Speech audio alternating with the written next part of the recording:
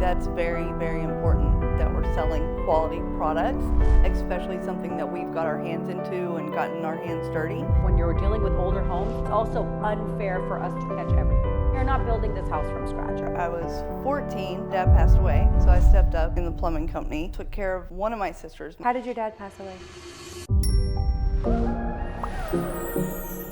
Hi everyone, welcome to The Balanced Broker. This is episode 8 and we have our beautiful sister from another mister here, Treva Walters. She is not only one of the most important key components to the success of Niche Real Estate Group. We've used Treva to help us with all things construction. She also works with me on most of the renovations. She's our general contractor. But more importantly, she is our best friend. Yes, she is. So welcome. So we wanted to bring you onto the show because you are such a huge part of everything we do on a daily basis in real estate. I call you our general contractor, okay? But you're so much more than our general contractor. You are our resident construction expert. And more than that, you're like a sister to us. She's like my best friend. And like our best friend. Our best friend. Like I honestly don't have a lot of girlfriends, you know. I have a lot of girlfriends, but I don't have girlfriends who I spend a whole lot of time with. You don't have girlfriends that you stay up till 2 a.m. singing karaoke? Exactly. But with you, I feel like I can call you and be like, what the hell are these crazy ass people saying in politics? You know, and we can talk about politics. We can talk about your crazy family, my crazy family. Nadia. We can talk about Nadia.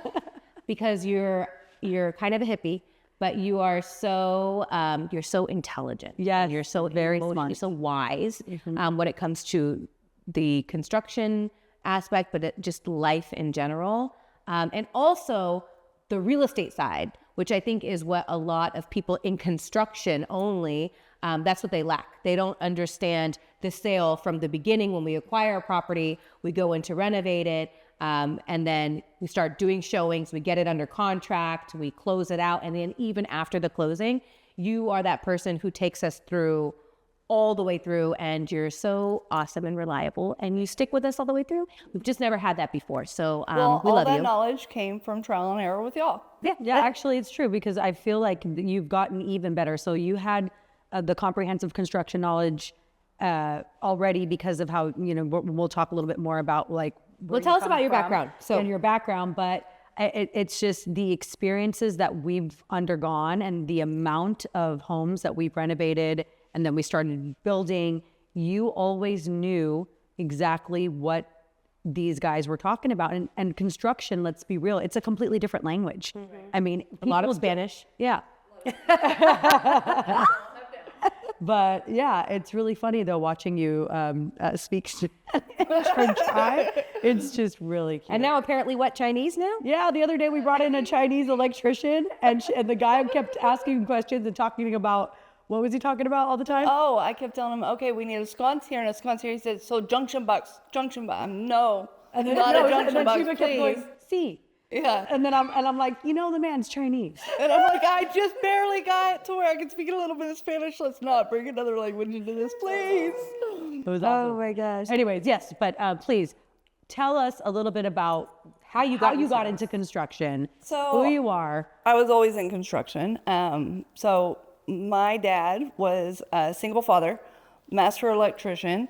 And then whenever the Gulf War happened, we moved to Texas for him to take over the family plumbing company. We literally moved into the plumbing company until we found a house here. Like, came in a truck, that's all we had.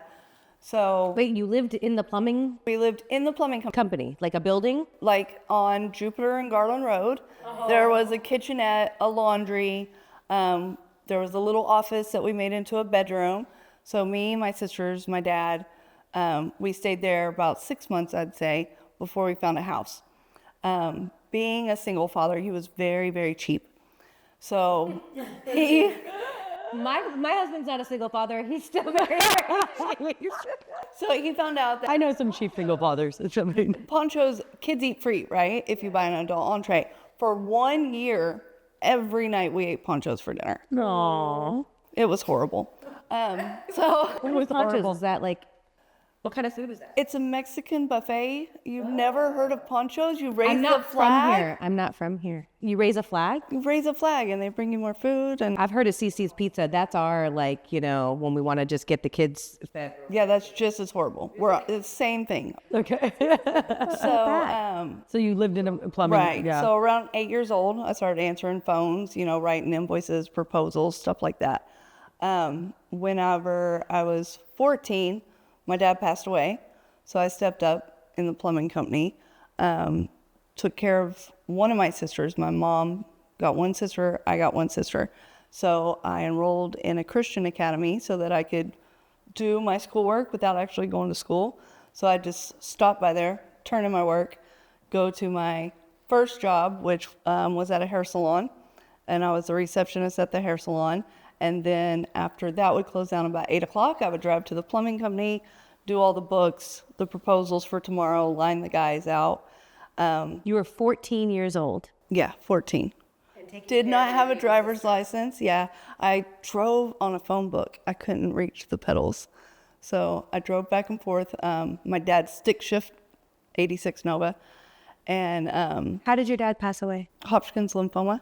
Oh my God. Yeah, so a byproduct of Roundup. Yeah. He's a Roundup working for the city. He used to work for Oklahoma City doing roads and maintenance, and they would go around all the signs and everything, spray Roundup. So he had his first round of cancer at 32 years old, and I don't ever remember. One was non-Hodgkin's lymphoma and one was Hodgkin's lymphoma. So the second one, after he went into remission, came when he was 42. So that one is the one that took him out, Was he receiving treatment? Where? So How? Parkland. At Parkland. Dr. Barrymore at Parkland. At the time, they didn't really know a lot, about Hodgkin's lymphoma. And he took me into the hallway one time and told me that it was caused from stress. Aw. Yeah. So, being with a single dad, it just kind of felt like, oh, we caused this stress. Yeah, that's a lot for a 14-year-old. Yeah, I didn't know this was going to get all emotional. Back to construction. You just don't know. See? Yeah. So anyways, when I was 18, we shut the plumbing company down, and my uncles both had their own plumbing companies. Well, let me rewind. So you're a 14-year-old girl. You're working in a salon. You're going to school. You're taking care of your baby sister, who's how old at this time? I had Rachel, so she was 4 years younger than me. Okay. And my mom had Amber. So you've got this 10-year-old little sister, and you're running a plumbing company. So you had like plumbers working for the company, and you would tell them, this is the order, go here, this is what you have to do. Right. And this little girl is telling these plumbers where to go and what. Right. So essentially we had a board, and we wrote out all the invoices the night before, put all the invoices, all the calls on a board, and then whoever is first gets to choose their calls. Yeah. So the guys would try to get in early. Now, I'd known these guys my whole life, They were there since I was 8 years old, running around. So they knew your story. They knew Dad passed away. Right. Were they sympathetic, and were they kind? They were very respectful guys. One of them, still checked on me up until he passed away about 10 years ago. So, family. Right. So we closed the plumbing company down. I went into fire inspection, I think, next. Stayed there for a little while, and then went into roofing. No, other way around. Roofing, fire inspection. And then I went into parking lot striping and asphalt, tech dot, building roads, stuff like that. Oh, wow. That was horrible. But I'm sure you learned so much about that side of construction. Yeah, so much. And Foundation. right, even stuff like Davis Bacon wages. I'm not sure I'm getting that right. Maybe other way around. Anyways, a lot of book work, a lot of stuff that you have to deal with text dot. So that was horrible. So I wanted to get out of that. So I started applying around. I found a place over by Vidora. Oh, yeah, that's right. Yeah. You told me about this. Yeah, right down the street from there. And I went in. I knew nothing about tenant finish out, but they had a position open for doing bookwork, answering phones, doing all this. I told him, this isn't exactly what I want to do, but I want to get my foot in the door. And he's like, how much do you need to make a year? I said, 50,000, just throw it out there. I had no idea. He's like, how much is that an hour? I said, okay, let me take my calculator. And he's like, okay, sure. I said, I need to work my way up from there. So he was like, that's fine. Let's see what you can do. I hate being in an office, right? I hate being tied to a desk. Yeah. So he took me out to lunch to go see some of their places. They had just finished a remodel on Henry's Tavern, which is... I remember, yep. Yeah, over in Legacy. So the first remodel, we ended up doing 5 remodels. So he takes me over there and we're eating lunch. And I started looking up at the ceiling and like there's still blue painter's tape. There's just a lot of little things. So I started pointing them out, and he's like, okay, yeah, you're right about that. Starts calling the guys. Hey, I need you to come back, fix this. So a couple weeks later, he's like, so here's the thing. You're too pretty to be out in the field. Sure. So I stopped wearing makeup. I stopped doing my hair. I started just, being the way y'all see me usually now. It's so beautiful. Well, thank you. So he let me out in the field after I stopped wearing makeup and doing my hair and all those. So he told you you're too pretty to basically go into this male-dominated field. Right. Because what, it was going to be a distraction or something? Yes. So we end up hiring my husband as one of the electricians. So then... Your now husband wasn't husband. Still not husband, but Not a long marriage, baby. Okay. We've been together 12 years. It counts. It counts in Texas. So we hired him. So he was out in the field too. So Hugh felt a little bit more comfortable, letting me out around all the guys. So then I became project manager. And that's where I really found my groove and what I really love. To see a piece of concrete when you walk in this place and to just see a blank slate and watch as it goes up and what's being built and what the transformation is. It's just one of the most exciting, gratifying things I've ever done. Yeah. Same thing with, doing what we're doing now. Yeah. From The ground before and up after. Yeah, to look at this remodels. house. Yeah. Look at this. I remember this house and exactly what it looked like. I know, me too. Yeah.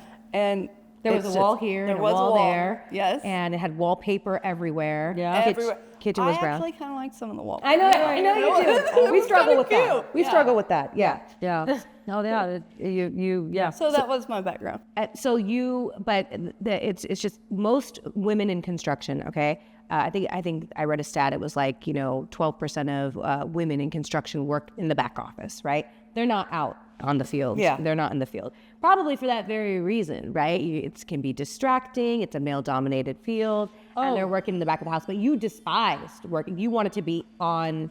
I need to be in the field. I cannot be sitting in an office looking at the same 4 walls. She just drives from project to project all day long, just checking status, calling all the trades, making sure things are done correctly. And here's the thing, you're such a perfectionist, okay? You see things that none of us see, and it drives these guys crazy. Because you'll walk in and be like, that baseboard is a 1/4 of an inch off in that section. And I mean, that means a lot of work for them and it's annoying for them. But I feel like because you're a woman, you see all of those little details and those imperfections, and it's so great for the end product, you know? Basically what happened was Sarah and I walked in and we were like, wow, this is so beautiful. This house looks great. And I'm over there like, oh. Treva literally started to cry. And she was like, Wait, which house is that? Ditmar. Oh, yeah. And she started crying. This was after some box wine. Yeah. And we were cleaning the house because we were going live. Ooh, that and box wine. And we were like super excited because we're like, this house looks great. And she's like, you guys don't see what I see. And she started crying. And I'm like, this woman's crazy. And she's like, look at this. Look at the texture. Look at the difference. These lights don't line up perfectly. Oh my God. Oh, what a perfectionist. I mean, it was nuts. And I just, you're always like that. And I gotta talk about the story of how I met Treva. Yes. Because it's really funny. So I was working on a beautiful renovation in Prestonwood Estates. And I thought that it was just like the cutest house ever. And I needed some work done towards the end. So the GC at the time, well, he wasn't actually the GC per se. Yes, He were. was. Yeah. We They were actually your did. whole That's right. It crew was like at the time. Yeah. No. I hired a team that was horrible. They were still GCs. They were GCing the place. Yeah, but I called up Elwin because I was like, I need you to come help me because I hired these guys and they obviously don't know what they're doing because there were so many things that kept going wrong at this house. Mm-hmm. And so Elwin came in and I was like, look, I need an electrician, like a proper electrician. There's some electrical work that needs to get fixed because these general contractors hired these unlicensed like subs that we know were horrible. Okay. Mm-hmm. So he's like, don't worry, I got this. And he calls in Treva and her husband, Clint. And now they're there to give me an electrical bid to hang some light fixtures or whatnot. Okay. She comes in and I'm like, hi, so nice to meet you. Oh my God, I can't wait. And I'm like, this house is like hot shit. You got to come check this out. Like, and I'm like, what do you think? What do you think? And I'm like, look at the Zalige, look at the custom cabinets, look at the detail on the ceiling. And, and she's like, okay. And then when we were done, I was like, hey, can you just give me a quote for the electrical? She goes, oh, honey, you've got way bigger problems than electrical stuff. And I'm like, okay, what do you mean? And she was like, first off, this entire wall is crooked. And I'm like, what? She's like, you don't see that the wall is actually bending down and not going straight. That's like the first thing you see. She's like, was there a beam, and how big was the beam that was put here? And I was like, oh God, my heart dropped. Mm-hmm. And then she starts walking around. She's like, look at this texture. This is horrible. She's like, they need to caulk. There's caulk missing. She's going into the bathroom. She's looking at the tile work. And then she couldn't hide her facial expression. So I kept looking over at her like, what does she see in this room? And I would look at her eyes and she's like, and then she'd do this like eye pop. And I'm like, oh God, what's wrong with this room? And then finally I was like, look, can you do me a favor?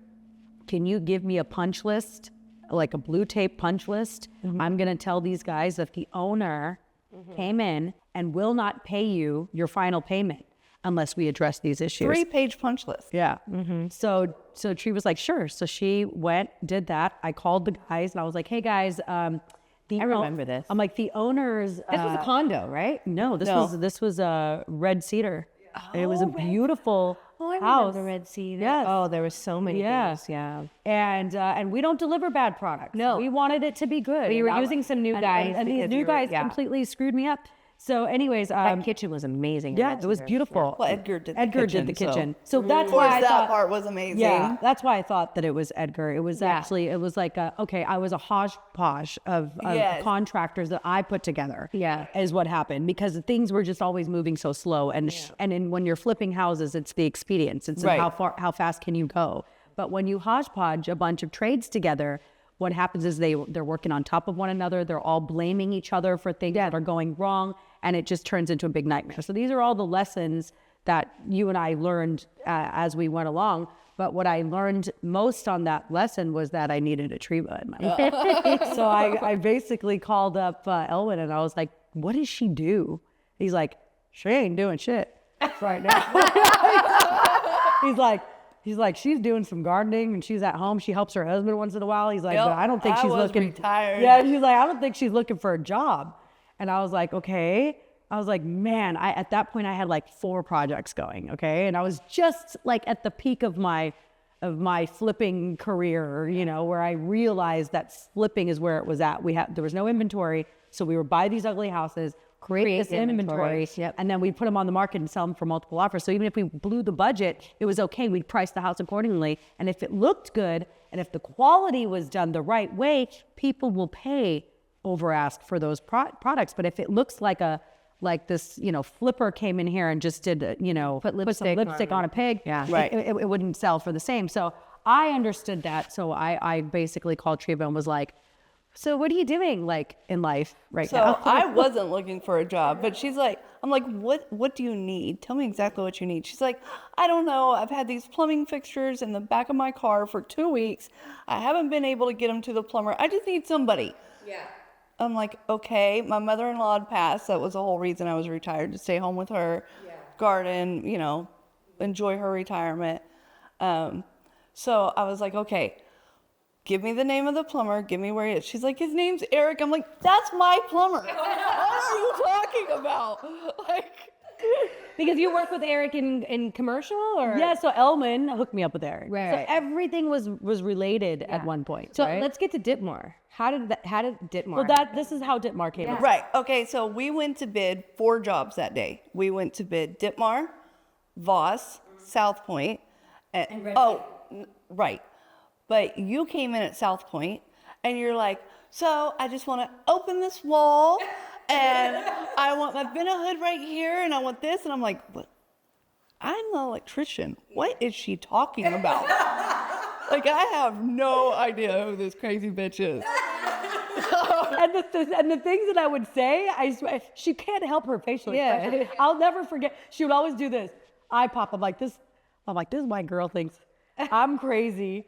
And I can tell she can't hide her facial expression. So now I know her, and I know she's crazy. Right? Like, it's totally different. So You had a hunch before. I had a Then you hunch. jumped right in. Any regrets? So we go to Ditmar, we're looking around there, then we go to Voss, South Point, and I'm like, okay, if I'm gonna bid y'all's job, I need to see the finish out. I'm still just talking about electrical, right? Square plugs, what type of can lights, stuff like that. So then I went to Red Cedar. She's doing the open house, and I'm like, oh, this is a crazy bitch I met earlier. And then Yeah, no, and I was like, listen, I'll pay you per job to come in and do like quality control and just make sure that things are done the right way and hold these subcontractors accountable. And the funny thing is that whenever Treva would come around, these big Mexican or Colombian dudes would just look at her and they're like, what is she doing? Like telling me what to do. And she's like, guys, this needs to be a 220 amp. Where are the specifications for the oven that's going here? What is Yeah, this? I mean, they cringe was- when you walk in. they all cringe. They have to go. They can at least then. We've learned a lot now from you, but things could fly over our head, and they could bullshit a lot of the stuff Right. we're doing, and we wouldn't know. Wouldn't pick up on Yeah, it. she'd walk into a laundry room and I'd be like, look how pretty the tile is, and we're gonna do a chandelier. She's like, Where's your dryer vent? to the exterior. Like, But I'm like, but the Kind of tile. important. Yeah, it it's is so important pretty. to a I'm like, laundry but room. it's not functional.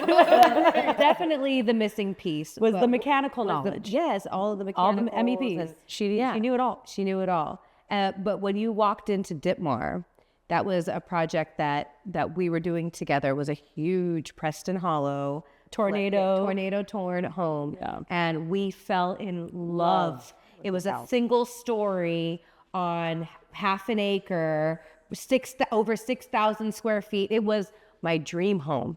Gosh, in hindsight, you guys, we should've bought could that house. No, we don't. You know what we could have done? Yeah, we could have totally just wiped that house out. And started No, over we didn't again. want to. We talked about that. A few people came and they told us they wanted us to wipe it. But Yeah. we loved, first of all, the integrity of the home was good. It was a great, the bones on that house were amazing. But I'm talking about what happened after. Yeah. Remember the plumbing? Oh, for the price that we paid, we could have wiped it, We for could have sure. wiped it and started over but we again. learned, how much did we learn from that I mean, project? that house I think was definitely the house that taught us the most. Right? So this giant, amazing home, moved the kitchen from the back to the front. Huge, huge project. Get rid of all this beautiful paneling. Oh my All gosh. this wine room. Like, I thought you were out of your mind at first. Yes. But Until you saw the. until you saw that we did Yeah. the finished product, and it was How like much the did most the amazing. appraiser give us at the end for? We made $500,000 on our appraisal from quality of construction because I would walk in and cry and say, y'all don't see what I see. And we ended up selling that house for $2.5 million. At that time, that was like 3 years ago. That's a $5 million house. Yeah. now. Yeah, I mean, that was a really But big, like, we became really close that through was that where process. Right. we Because really we had bonded. so many nightmares in that house. Oh my I remember gosh. you coming in and you would, you were sporadic about coming in. And Ellen's like, look, Sarah is not like Nadia. Do not talk while she is here. You have to shut up. You have to listen, And me, being myself, I just couldn't. So I think that the respect that a lot of these guys, or lack of, was an issue for a while because people didn't understand what your role was, right? You'd come in and you look like this little Texas girl from Fate, Texas, with your truck, your little beat up Toyota, which is still going. Still going. I mean, I at told least you I it was going to works. drive it till the wheels fell You off. told and me they that. fell off three times now. Yeah. So literally, like, you'd come in and they'll be in the middle of doing something, and you're like, hold on, this is incorrect. How many times do people not listen to you? And then tell us what goes on there. They always have to correct it. And how I much does it don't want to cost? say I'm always right, but like 90% 90% of the time. But what also helped was having the guys that I'd already had before. So these guys that had been under me in the commercial world in tenant finish out, just like having the plumber there, Eric. There's these guys that already knew what I was capable of, already respected me. And so that kind of started flowing through to the Lullos and the different painters and, the people that didn't really know me at the time. But you really have to, as a woman, you have to fight to earn that respect. 100%. And whereas if a man walks onto a job, automatically he's already got the credit. It's like, who's the boss? Oh, that guy. Okay, right? Who's the boss? Oh, that woman over there. Psh, what does she know about construction? Yeah, 100%. I feel like that is probably the main reason why I don't like using new people, and that we've kind of been stuck in, even though sometimes we're You held. don't have to reestablish the credibility. We get Right. held hostage a little bit sometimes when people get complacent, or maybe they start to take for granted certain things. Okay. We still will take that over working with a brand new crew, where, like, when I walk on a job site, the builder's looking at me like, who are you and why are you here telling me what to do and how to do my job? And I'm like, I actually have done quite a few projects with Treva before, and we actually do know what we're talking about. And guess what? I've actually started becoming right a lot of the time. I am surprised how much y'all. Yeah. You have taught us, I would say, the reason for us being one of the top teams in North Texas is because of the education that you have given us in construction. So that has trickled down into us being able to attest and sit in developer meetings and talk price per square foot, talk mechanicals. I actually, Sarah and I have written specifications for these builders, and when Understanding the impact that it has on the bottom line, the cost differences, what it's going to do to the process of the construction, what comes first, right? And that has been hugely helpful. Whenever I have an inspection report, and those things can be 60, 80 pages long, and I am completely perplexed, I call up Treva and I'm like, what does this mean? Yeah. And just having you there as a resource it's been a game changer, because But there's a lot less calls these days. there are because Really, because we walked the house the other day and you're like, oh, there's an FPE panel. Y'all know to now ask about aluminum wire and cast iron plumbing and all those big hitters. And I want to talk about that too, because I think that this will be very beneficial to our audience. I think a lot of people think that, they see these beautiful before and afters and they're like, oh, it's so pretty. And, I can do that. I'm a good designer. I can figure out how to, take a property and turn it from an ugly property to a pretty property. And then you see a lot of these homes, even though they look really great in pictures, they're just sitting, because people understand, most people will understand, especially second-time home buyers and stuff, that when they walk through a property, what the difference is between a shoddy job and quality construction. Right. And we've gone through a lot of crazy scenarios where maybe we didn't change the cast iron plumbing, and that meant that it could not pass inspection. So we had to go back and rip out all of the plumbing flooring, and yeah. reroute everything, and then go and do all the plumbing. I mean, these could be $60,000 to $100,000 mistakes. What are some of the common mistakes that you see in flip properties that investors make or flippers make, that can be the biggest impact on their bottom line. Not checking for aluminum wire, not checking for the cast iron plumbing. Both of those things are at the end of their lifespan now, right? Yeah. So Tell us a little bit about cast iron plumbing and why it's so important to check that out. That's the first thing we do on a house that was built before the, we won't even half the time we won't even buy the house unless the spread is but really now, good. we change it out automatically. Yeah. Y'all both we know put it that. into the bid. Yeah. If it's got cast iron, why? What's the deal with cast iron? We sat there at one of our properties for hours upon hours upon hours looking at the shit camera, the camera that goes down the sewer. Yeah. Just looking at the shit line. floating by. That was Right. disgusting. I remember that. Over and over and over again. And the thing is with the sand and with this Texas dirt, it looks like the pipe is still together, right? Even on the camera, because it has taken that shape. So even if it's the black dirt or the sand, you won't be able to tell on camera. And sometimes it'll even, what we call pass a hydro test, because it's so compacted. And you don't really know until a paper towel gets lodged in there or a flushable wipe. There's no such thing as flushable wipes. Oh my God, I learned that the other day from Treva. Do not flush your wipes. It doesn't matter. It does not matter if it reads Remember the flushable towels wipe, in the house where we found a bunch where of the painters rags were wiping their butts Yes. with paint and flushing them down the toilets. I could not Construction believe- is so disgusting. It was so disgusting. Remember, it backed up all over the floor. We were in there mopping somebody else's shit water. It was gross. It was so gross. So gross. But that was getting caught on the cast iron and backing up. So those are the type of things So that cast we've iron learned. is coming to the end of its life, right? Right. And Yeah. so if a property has There's that, no keeping cast iron anymore. There's no, we're going to Band-Aid this, which one of our investors had a property lately and had our plumber out there and wanted to just Band-Aid, let's just add PVC at the problem area. And it's like, no. And then guess what?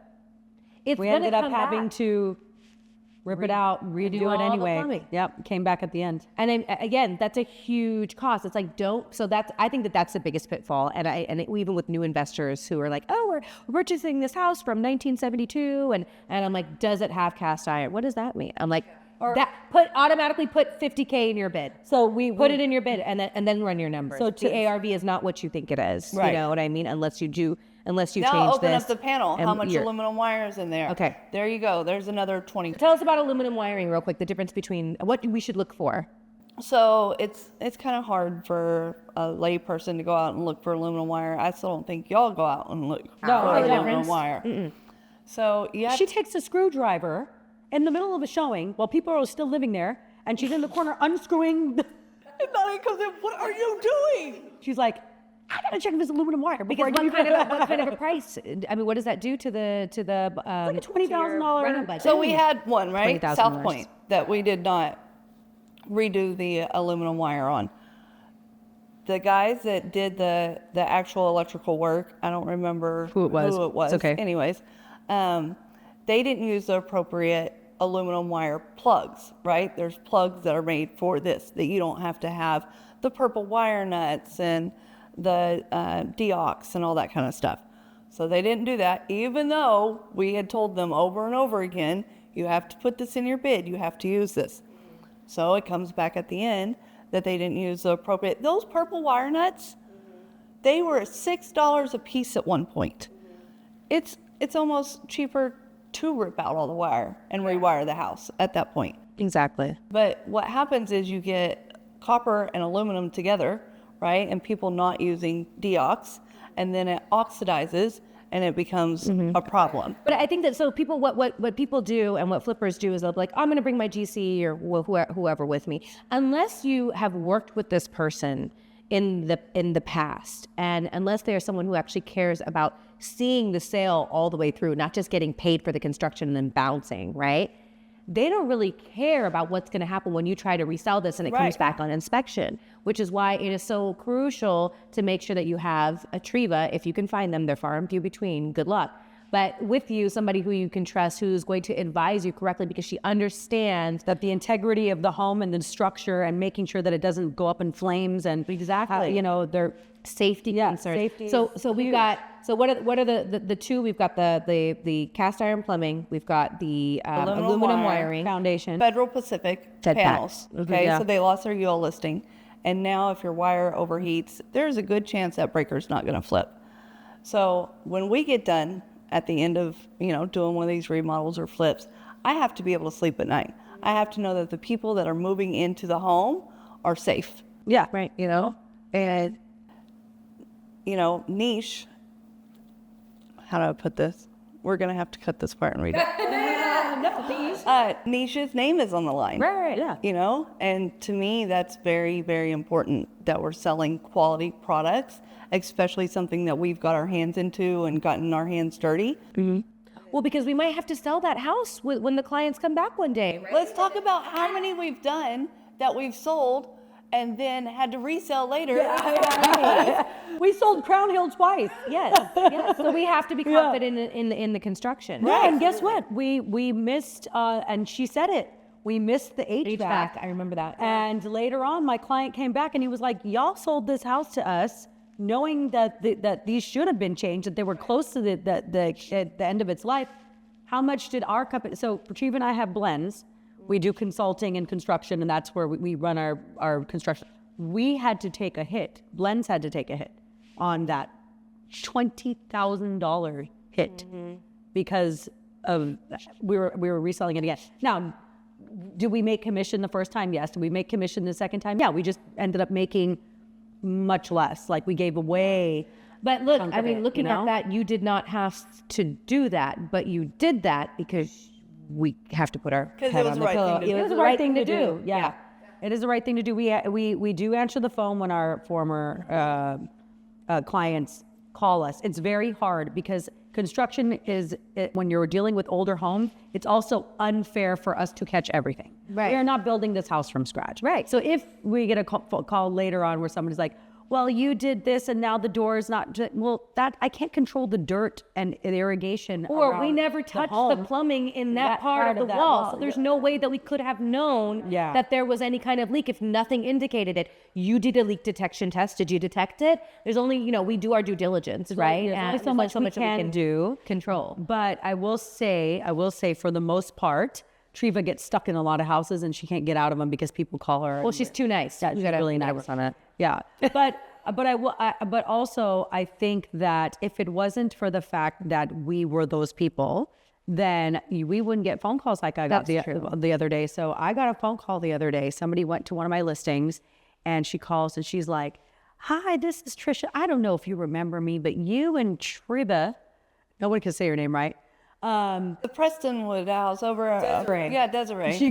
She goes, "You guys did the deal with me over on Desiree." She's like, "I just saw one of your renovations, and can I just tell you, you guys always do a phenomenal job, and you are so sweet and amazing, and you girls, I hope you're still doing well." That was the call that we got, that we were so nice because after they moved in, there was so little things that popped up, and Treva was there, made sure that they had the name of the paint, made sure they have. Yeah. People are they're so weary of the people who did their construction, right? And they like you would think that they are not going to rely on you. A lot of the time that's what happened. You're like, I don't even want to deal with that person with renovations, right? Well, look what but they lean on you. They lean on you because you build that trust with them, and because if something is wrong, we fix it. So we've got great. I feel like we've got such a great book of references. Can I just say, the investor that we bought all those houses when you went to go see South Point, Voss, and Red Cedar. So this is a good shout out to my one of my clients. His name is Hader, and his wife Uzma. We were hanging out a week ago, and Hader said something to me. He said. He's like, "You do realize that we purchased the first 14 properties and I never actually met you in person, you and Treva?" Yeah. And I thought about it and I was like, this fool bought all those houses sight unseen and literally trusted everything that Treva and I did and would have phone conversations with Treva because I couldn't speak construction. I could speak real estate all day long, but I couldn't speak construction. Yeah. And now years later, that we don't work together as often. But years later, he said something to me, and he's like, man, what you guys do, he's like, it is not easy. It is not easy. We put in our... Finally, he realizes. Yeah. It's like, it's easy. We have our in-house team now. And I'm like, there's something that is to be said about not only understanding the construction, but there's also the design aspect that Sarah and I bring in. And you now have... this entire Fakih house, does. we did together. Treva and I. But you It left was a so lot much of the fun. design stuff up to her at some for points, sure. right? Because I don't have to. She's like, I want to do this, and we're gonna use champagne bronze, and these are the pulls. And I'm like, yeah, couldn't have chosen better myself. Go for it. Yeah. Yeah, the same way you taught us construction, design. She goes to Floor and Decor now, and she'll say, I'm here. What do you want me to get? I'm like, I don't know. Fix it. Figure it out. Like pick a tile. And then she's showing me pictures of what Or she'll be like, you want black Schluter on Are this. you sure? And I'm like, no. I guess I don't want black Schluter. What Schluter again? Oh yeah. What is Schluter? Remind me which Schluter I she want. calls me. She calls me. She goes, she's like, are you going to Floor and Decor? I'm like, yes. I'm gonna get a tile for the whole house. She goes, make sure you get the mortar and the grout. And I'm like, okay. And the Schluter. I'm like, ew, I don't want to get those things. I just want to pick the pretty tile. Wants to do the tile. And I'm like, no, we're saving on delivery. We're not going back to pick up little things. Yeah, You have to She's do like, it just while pick you're it all there. up right now. Get it. And that's another thing. You're so budget conscious, and that really, I mean, It's being raised by a cheap father. yeah. Yeah. We always joke that I am brown on the inside. Like I'm the cheapest out of all of So them. she's the opposite of a coconut. What fruit is that? I don't know. We still haven't figured it out, right? Brown on the inside, white on the outside. Hey, this is for all of your listeners. If there is a riddle that needs to be solved, we need to figure out what Treva is the opposite of a coconut. Let's figure that out. What fruit am I today? It doesn't have to be a fruit. It could be a bonbon. It can't be a bonbon. Yeah, I don't know. Oh, Bonbons that's are bougie. not. I don't know What? what that is. She doesn't know what that is. All right, anyways. Bonbon. Anyway, all right. Well, thank you so much for taking the time to sit with us of today. course. I'm sure there's so much that we can talk about. One more thing. I have to yes. give Treva a huge shout out. Treva is just in the ending stages of assisting on one of our largest build jobs. I did a lot of the design, but Treva has worked extremely hard, and It's a massive house. the appraisal came in, and it was like over 1.5 million above what market value is. The house is absolutely stunning. It's 10,000 square feet, but no, I think it's more than that. With 2 pools and the man cave and an inn cave. I mean, it's a really large project, and I'm really, really like excited to show everyone what it looks like. yeah, you should be proud. But I am proud. Yeah, You guys should both be you proud of have yourselves. really worked hard. A round of applause. And that is I would say that is like, what did we do all this hard work for? We've done we keep counting, we're losing count, but we're gonna do a count. But I think we're right around 65 home renovations. And that's not including the chunk that Sarah has also done. That's Right. just blends, right? But with Niche and the team, there's more. So we do have to count one day. But to get a build job, a ground up of this caliber, and once you guys see this finish out, I mean, I'm really proud of you. You deserve it. And, I can't wait to do more with you. Same. Awesome.